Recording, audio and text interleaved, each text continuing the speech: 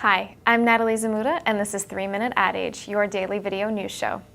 I spent some time strolling New York's Fifth Avenue with David Polinchok of the Brand Experience Lab, and what we saw 1 week before Christmas really said a lot about the current state of retail marketing.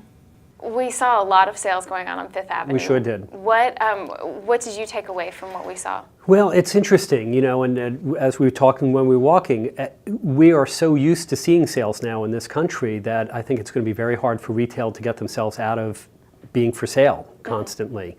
Certainly you saw brands like Gap that had very large announcements of things on sale.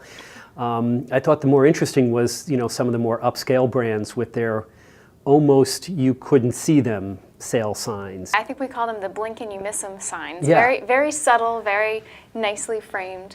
What do all these sales mean for the experience that consumers are having with the brand now that they're seeing it as this on sale brand all the time? It's a big challenge for the brands, and I think one of the things that we counsel people about is you're either going to be a brand based on price or you're going to be a brand based on experience.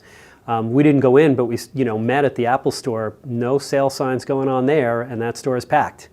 They've clearly gone on the experience side of things, and they're delivering a good product at a price that people think is reasonable, and then they deliver the rest of the experience with it.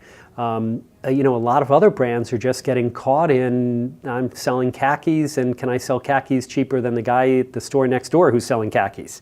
What do you think the hangover is going to be from all of this when we get into January and February and consumers have been seeing sales for months at stores of every type? I think a couple things will happen. I think, first of all, it'll be interesting to see what the shakeout is in the actual retail industry. The problem with the sales that they've been doing is they're really cutting into profit margins. The challenge right now for retailers is that this is where they need to make their numbers.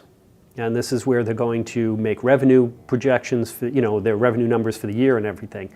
There will definitely be players that will have done a good sale this year, but won't be around next year. And that's, we're in a big economic crisis everywhere around us, but I think one of the things we're beginning to learn is that quarterly numbers just screw up businesses.